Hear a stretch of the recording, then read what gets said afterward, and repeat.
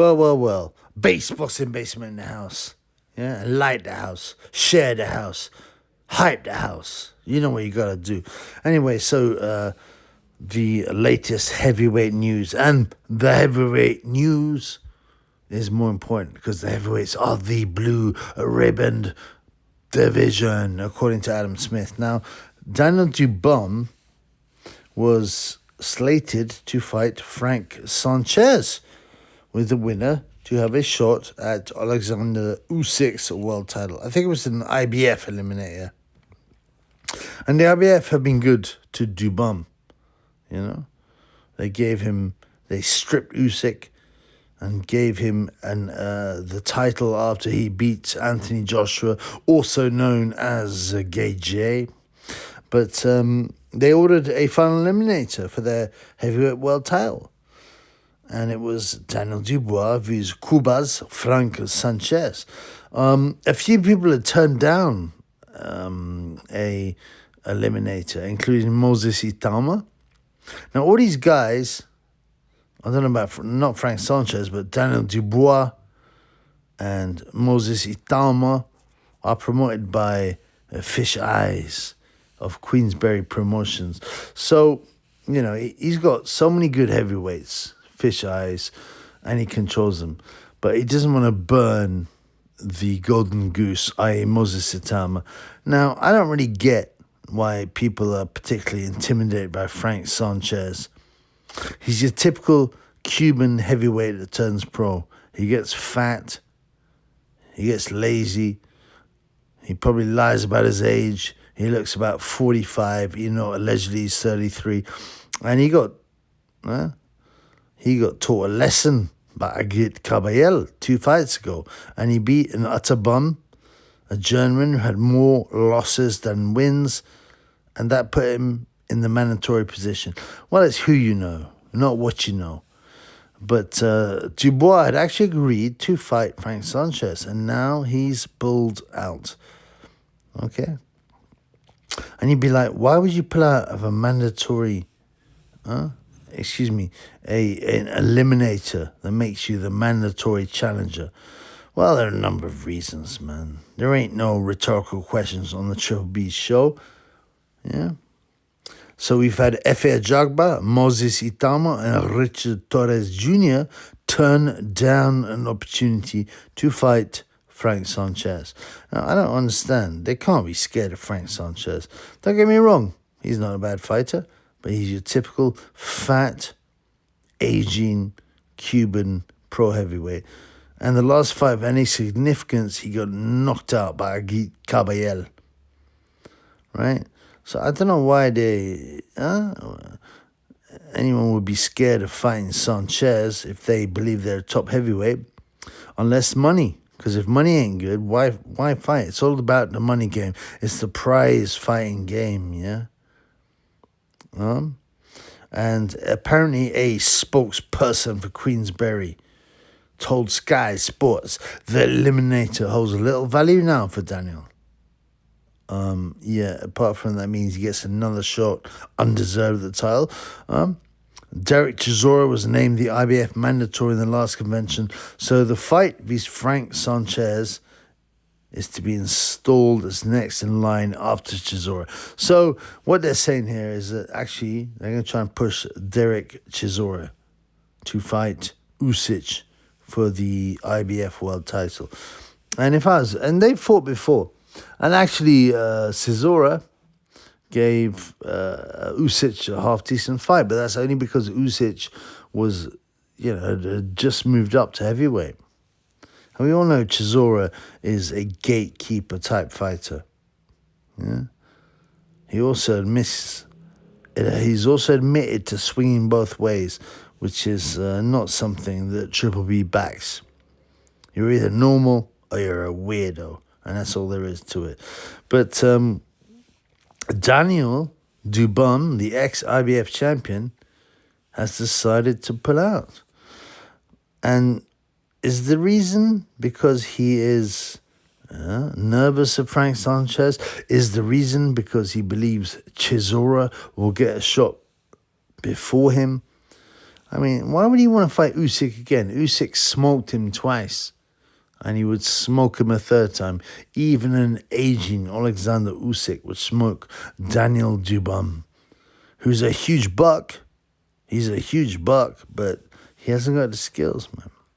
He hasn't got the skills. And this is the most likely explanation in reality. What's the big fight? Who's just been made WBO heavyweight champion after Usyk vacated? Fabio Wardley, who's also, I believe, a Queensberry Fish Eyes fighter. So, Fish Eyes has got so many heavyweights, he can afford to match his own fighters together, and he will win either way. He will win either way and collect a lot of money, a percentage of both purses. And if one loses, well, it doesn't matter. He's got plenty of other people. He's got plenty of other boxers.